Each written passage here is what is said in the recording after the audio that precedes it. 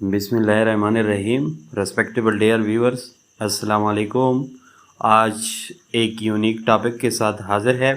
आज का टॉपिक बहुत ही इम्पॉर्टेंट है और आज का टॉपिक जो है लिटरेचर के उन तमाम एस्पिरेंट्स के लिए जो लिटरेचर और लैंग्वेज से लव रखते हैं, उन सब के लिए इसकी सिग्निफिकेंस और इसकी इम्पोर्टेंस अपनी जगह पे है। तो जिसने भी हमारे चैनल को सब्सक्राइब नहीं किया वो सब्सक्राइब कर लें। जो सब्सक्राइबर है वो बेल आइकन को लाजमी दबाएं ताकि हर नई वीडियो की नोटिफिकेशन सबसे पहले आपको पहुंच सके। और जो सब्सक्राइबर है वो वीडियो को ज़्यादा से ज़्यादा लाइक और शेयर किया करे ताकि बहुत सारे लोग उससे मुस्तफ़ीद हो सके। अब आज के टॉपिक की जानिब जाते हैं। आज का टॉपिक बेसिकली क्या है, यानी आज का टॉपिक जो है क्रिटिकल एनालिसिस या critical appreciation of the novel geode the obscure bye Thomas Hardy. यानी थॉमस हार्डी का एक नावल है जिसका नाम जियोड द ऑब्सक्योर है और इसकी क्रिटिकल एनालिसिस, क्योंकि इसकी समरी, इसकी क्रिटिकल यानी कैरेक्टराइजेशन या कैरेक्टर एनालिसिस और उसका जो यानी बायोग्राफी थी थॉमस हार्डी की, ये लेक्चर ऑलरेडी अपलोडेड है। आप लोग A to Z उसको देख सकते हैं, तब जाके आप उसकी क्रिटिकल एनालिसिस की तरफ आते हैं और इससे फिर आपको नावल की समझ आ जाएगी। ये क्रिटिकल एनालिसिस का जो लेक्चर है इसको समझने के लिए आप लोग यानी स्टे कनेक्टेड रहे, A to Z उसको वॉच करें। काफ़ी इम्पॉर्टेंट नावल है और बहुत सारे परसेप्शन और बहुत सारे आइडियालॉजीज़ है जो इसके अंदर जो है यानी उसने प्रेजेंट करने की कोशिश की है। यानी आप लोग को थोड़ी बहुत उसकी जानकारी या इंफॉर्मेशन दे दूँ, इस नावल के अंदर बेसिकली यानी फाटलिज्म भी है, फाटलिस्टिक थ्योरी भी है और इसके अंदर फेट थ्योरी भी है या फेट एंड डिटर्मिनिज्म थ्योरी भी है। यानी यहाँ पे डिटर्मिनिज्म कंसेप्ट भी है, फेट का कंसेप्ट भी है और फार्टिलिज्म का कंसेप्ट भी है। तो इस नावल की इम्पोर्टेंस और सिग्निफिकेंस काफ़ी जो है अहम है। लिहाजा यानी इसकी जो मैंने एनालिसिस का प्रोसीजर बनाया हुआ है, सबसे पहले आप लोग उसके यानी क्या नोट कर लें, उसके टाइटल को नोट कर लें कि कैसे उसकी लिस्ट मैंने बनाई हुई है, तब जाके मैं एक एक चीज़ की इंटरप्रिटेशन आप लोग के सामने रखूँगा। तो नंबर 1 इंट्रोडक्शन में, यानी इंट्रोडक्शन जनरली उसके बारे में, इस नावल के बारे में, उसकी एनालिसिस के बारे में होगा। और उसके बाद जो है number 1 social constraints and social commentary, यानी या societal constraint and social commentary number 1 यानी हमारा वो होगा कि कैसे सोसाइटी के यानी पर तबसरा किया है। उसमें number 1 the role of class, number 2 marriage and gender norm और नंबर 3 यानी रिलीजियस हाइपोक्रेसी। और नंबर 2 पे यानी इस नावल के थीम्स एंड सिंबोलिज्म हम पेश करेंगे। उसके अंदर भी मैंने मज़ीद कैटेगराइजेशन बनाई है, यानी A नंबर पे एजुकेशन एंड नॉलेज और नंबर 2 पे लॉ एंड सेक्सुअलिटी और नंबर C पे जो है फेड एंड डिटर्मिनिज्म का कंसेप्ट कैसे पाया जाता है और नंबर 3 नंबर पे कैरेक्टराइजेशन एंड साइकोलॉजिकल डेप्थ। इस नावल के अंदर बड़ा यानी नफ्सियाती गहराई भी मौजूद है जिसको मैं आप लोग के सामने रखूँगा। नंबर 1 फिर जियोड फैवले, स्यूड ब्राइड यानी सू ब्राइड हेड एंड एराबिला डन के कैरेक्टर के ज़रिए मैं उसको वाजे करूँगा। और नंबर 4 पे narrative structure and symbolic language, इसके अंदर कैसे इस्तेमाल की गई है, यानी सिंबॉलिज्म है एंड इमेजरी। और नंबर 2 यानी ओमनिएशन नरेटर जो है, या C नंबर पे ट्रेजिक प्लॉट डेवलपमेंट है। और नंबर 4 यानी 5 पे हम आप लोग के सामने कंक्लूजन पेश करेंगे। यानी ये जो narrative structure and symbolic language है उसमें सिंबोलिज्म एंड इमेजरी और ओमनिशेंट नैरेटर है ये। और नंबर C पे ट्रेजिक प्लॉट डेवलपमेंट है, यानी ये भी आप लोग के सामने मैं पेश करूंगा। ये तो सिर्फ और सिर्फ लिस्ट था जो मैंने आप लोग के सामने पेश किया। अब उस एक एक चीज़ की वजाहत आप लोग के सामने रखते हैं कि कैसे इंट्रोडक्शन के अंदर उसने क्या क्या यानी हमने क्या क्या चीज़ें उसकी रखी है। तो इंट्रोडक्शन की तरफ जाने से पहले आप लोग ये यानी स्टे कनेक्टेड रहे, A to Z लेक्चर को फॉलो करें, इंशाअल्लाह अज़ीज़ काफ़ी सूदमंद रहेगा। तो इंट्रोडक्शन में यानी जैसा कि स्क्रीन पे आप लोग देख रहे हैं, नंबर 1 पे यानी Jude the Obscure is a novel written by Thomas Hardy and published in 1895। यानी 1895 में इसकी पब्लिकेशन आ चुकी थी और ये जो था यानी थॉमस हार्डी का एक नावल है। It tells the tragic story of Jude Fawley, यानी जियोड फैवले यहाँ प्रोटैगनिस्ट है, हीरो है इसकी जो है यानी यहाँ पे एक बड़ी यानी ट्रेजिक स्टोरी है, उसको वो बयान करता है। ये वर्किंग क्लास या लेबर क्लास या लोअर क्लास से ताल्लुक़ रखता है और उसकी क्या है, ख्वाहिशात है with the aspiration of becoming an academic and struggle against the societal convention. यानी वो चाहता है कि मैं कोई बड़ा यानी तालीम याफ्ता या स्कॉलर बन सकूं और एकेडमिक जो है अचीवमेंट हासिल कर सकूं, लेकिन उसके struggle against the societal convention, जितने भी समाजी रिवायात है, रिलीजियस हाइपोक्रेसी या उस ज़माने में जो क्रिश्चियन की यानी उस पे जो है तनकीद किया गया है, यानी रिलीजियस हाइपोक्रेसी जो मक्कारपन या मुनाफकत थी, एंड पर्सनल फेलियर और उसकी ज़ाती नाकामियाँ। This critical analysis we develop into various aspect of the novel, highlighting its theme, characterisation, narrative structure and social critique. यानी इसी यानी लेक्चर में मैं इन सब पे जो है आप लोग को बारी बारी इस पे यानी रोशनी डालता रहूँगा। तो सबसे पहले यानी फर्स्ट टॉपिक की तरफ जाते हैं, फर्स्ट टाइटल की तरफ जाते हैं। Number 1, societal constraint and social commentary. Social commentary कहते हैं समाज वाले तबसरे को। यानी इस नावल के अंदर सोसाइटी के पर तबसरा किया गया है और सोसाइटी से मुराद इंग्लैंड सोसाइटी और विक्टोरियन एज की सोसाइटी है, और सोसाइटल कंस्ट्रेंट से मुराद है यानी मुआशरे के अंदर जो पाबंदियाँ होती है, रिस्ट्रिक्शंस होते हैं उसके अंदर। तो इसको भी मैं मज़ीद यानी कैटेगराइज किया है, यानी इसके 3 कैटेगरीज मैंने बनाए हैं। नंबर 1, क्लास के ज़रिए कैसे सोसाइटी में यानी रिस्ट्रिक्शंस है, और number 2, marriage and gender norm, और नंबर 3, रिलीजियस हाइपोक्रेसी। तो नंबर 1 की तरफ जाते हैं, द रोल ऑफ क्लास। तो इस नावल के अंदर दिखाया गया है कि रोल ऑफ क्लास की अहमियत बहुत ज़्यादा है।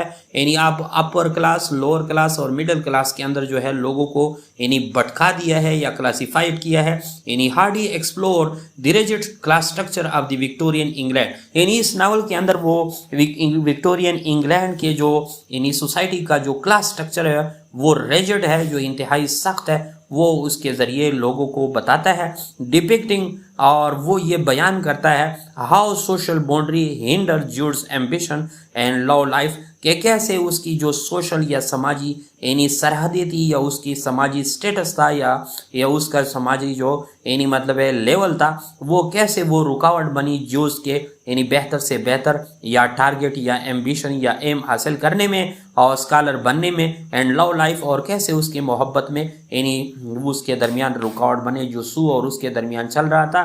The novel critics the limitation, और यही नावल जो है मज़ीद भी एनालिसिस करता है, क्रिटिक्स करता है द लिमिटेशन, उस यानी मादूदियत का या कन्फाइनमेंट का इम्पोज ऑन इंडिविजुअल, जो तमाम इनफरादी अशखास पे जो है मुसल्लत होते हैं, ऑन देयर सोशल स्टेटस, जो उसके समाज के यानी स्टेटस या ओहदे या हैसियत से, and the barrier to upward mobility, और उसके आगे जाने की जो मोबिलिटी होती है उसके लिए रुकावटें खड़ी करती हैं। तो यहाँ रोल ऑफ क्लास से मुराद है कि अगर आप अपर क्लास से ताल्लुक़ रखते हैं तो लोअर क्लास वाला जो है यानी आप उसके साथ यानी किस किस्म के रिलेशन, चाहे वो मैरिज के हो, चाहे वो यानी एजुकेशन हासिल करना हो, या चाहे दूसरे जो है मरावात हो, वो आपको हासिल नहीं हो सकते इन द लोअर क्लास। तो यही रिजिड क्लास सोसाइटी को वो इस नावल में बयान करता है। नंबर 2, यानी इसी सोसाइटल कंस्टेंट में मैरिज एंड जेंडर नाम, Hardy challenges the institution of marriage, exposing its oppressive nature and how it confines the character especially women.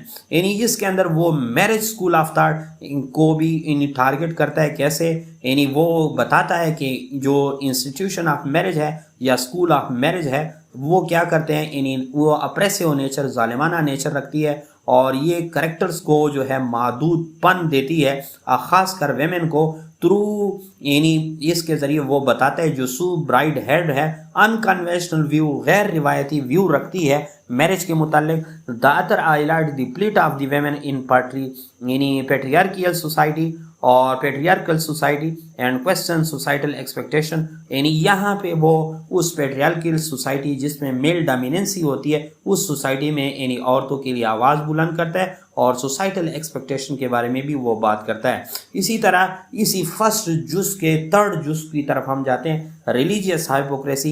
यानी रिलीजियस हाइपोक्रेसी से मुराद इसी नावल में Hardy present a scathing critique of organise religion, यानी particularly the Church of England, उस वक्त के church of England के बारे में, ख़ास तौर पर उसकी ऑर्गेनाइज्ड रिलीजन के बारे में या मुनज़्ज़म रिलीजन के बारे में वो बहुत ही यानी सरकास्टिक क्रिटिक एनालिसिस करता है, विच फेज जो वो कहता है कि वो नाकाम हुआ था to provide solace and guidance to the character, कि उन करेक्टर्स को और उन लोगों को वो यानी सुकून देने में या सेटिस्फेक्शन देने में वो नाकाम हुआ था।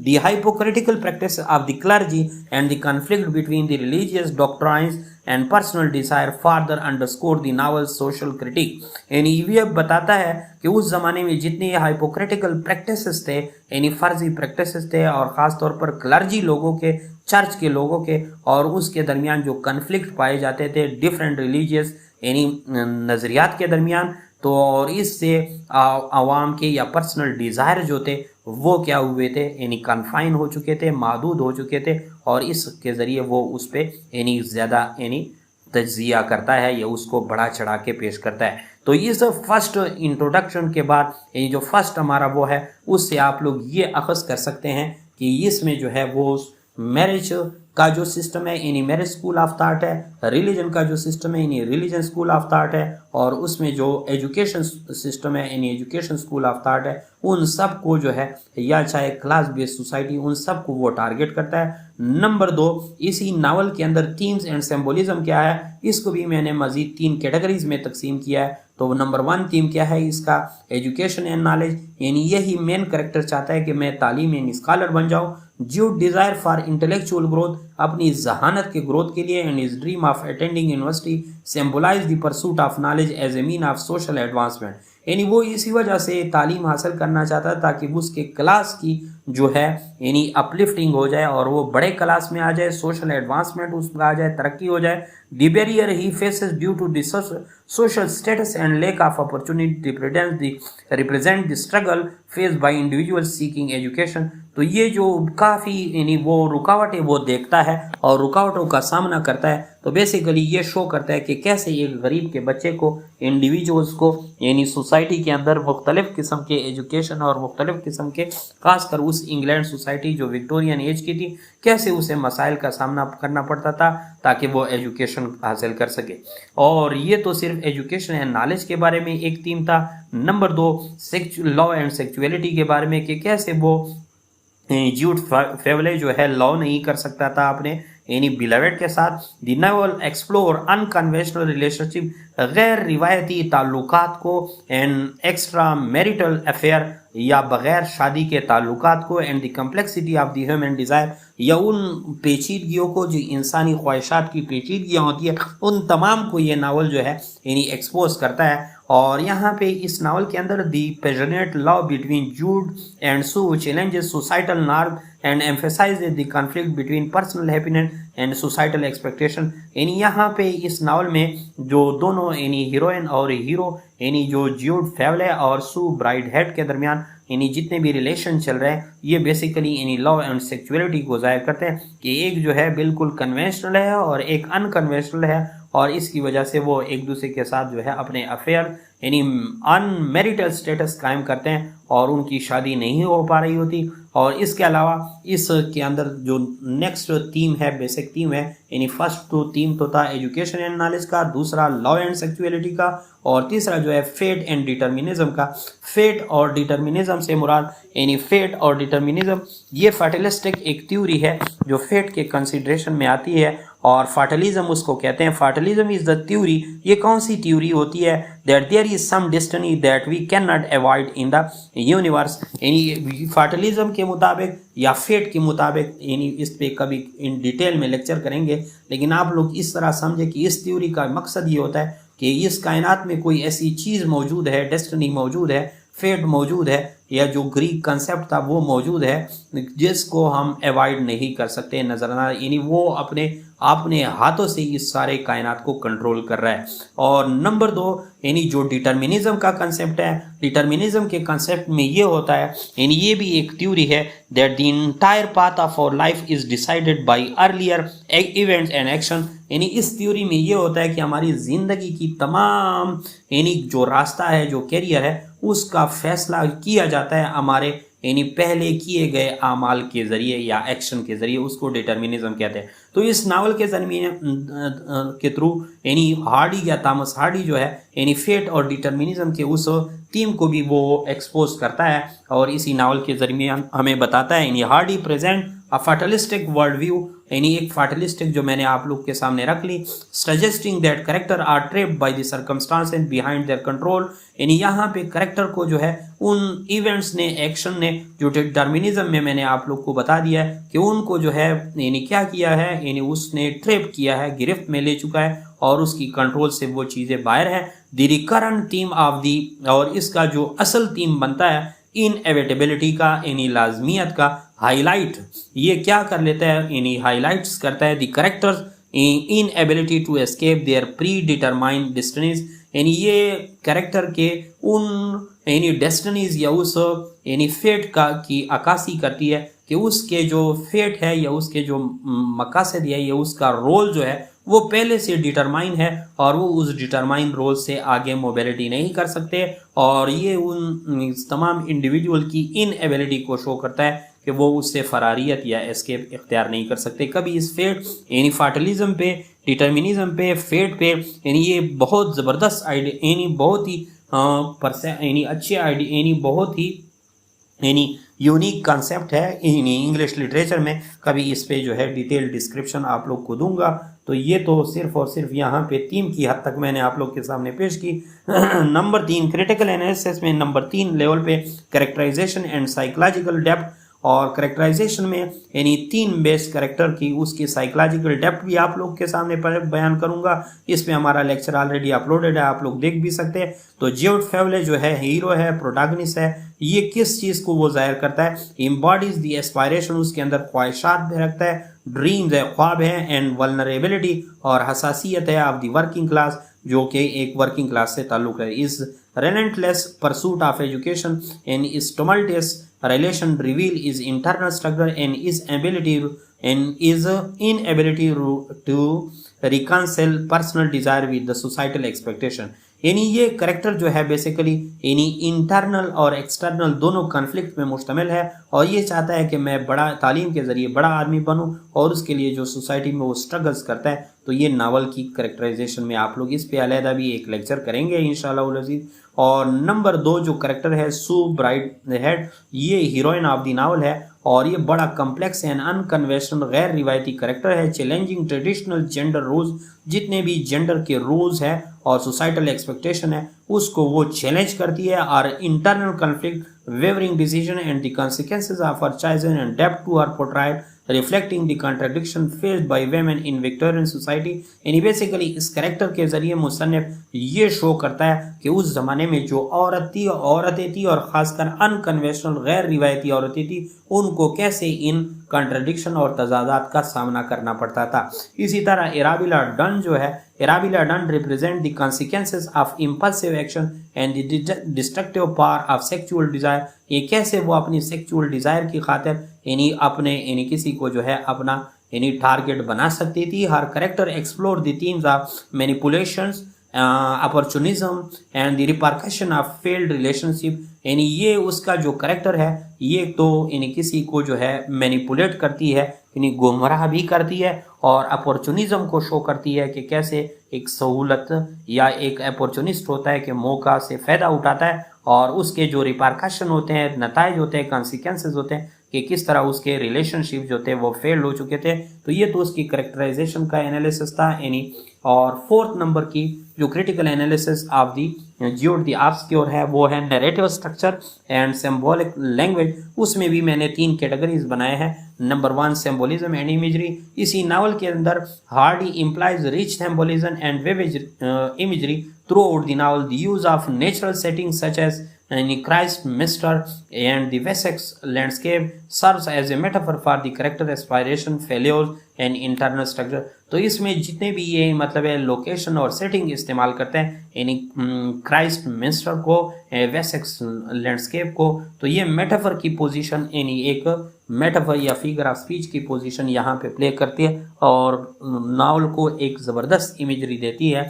और इसी तरह यहाँ पे जो नैरेटर है वो सब कुछ जानता है, यानी ओमनीसेंट है। और the novel is narrated from a omniscient perspective, providing insight into the character thoughts, emotion and motivation. यहाँ तक कि उसे इतनी रसाई दी गई कि वो सब कुछ जानता है और उस करेक्टर के एक एक जो है दिमाग यानी माइंड से वाकिफ है।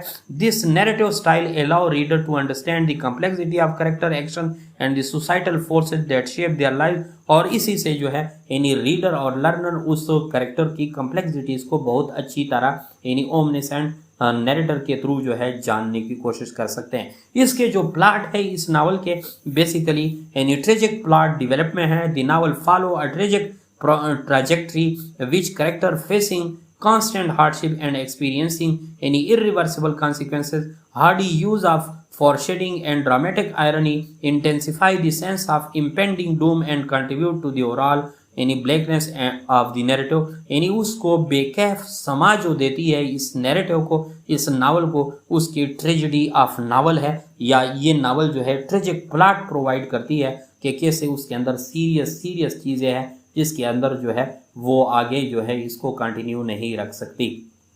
अब यानी नेक्स्ट जो है वो आप लोग के सामने है वो है कंक्लूजन में यानी ज्यूड द ऑब्स्क्योर जो है वो क्या है, stand as a powerful critique of Victorian society addressing themes. यानी ये जो Jude the Obscure basically novel है ये विक्टोरियन सोसाइटी के उस क्रिटिक को पर एक एनालिसिस है और उसके एक एक चीज़ को उसने जो है ये मैं आप लोग को इस सारे लेक्चर का विद इन यानी 2 to 3 लाइंस में आप लोग को सारी इसका जूस प्रोवाइड कर रहा हूँ कि ये जो नावल है इस कंक्लूजन में आप लोग देख रहे हैं यानी ये बेसिकली क्या करता है कि मैरिज जो सिस्टम है उसके भी खिलाफ है, जो चर्च जो सिस्टम है उसका भी खिलाफ है, जो एजुकेशन सिस्टम है उसके भी खिलाफ है, और ये अपनी फार्टलिस्टिक थ्योरी रखता है, फार्टलिज्म को, डिटर्मिनिज्म को और फेट को जो है इसमें इस नावल में प्रेजेंट करने की कोशिश करता है। तो इसी वजह से उसने इस किस्म की यानी ट्रेजिक फॉर्म ऑफ नावल को लिखा है।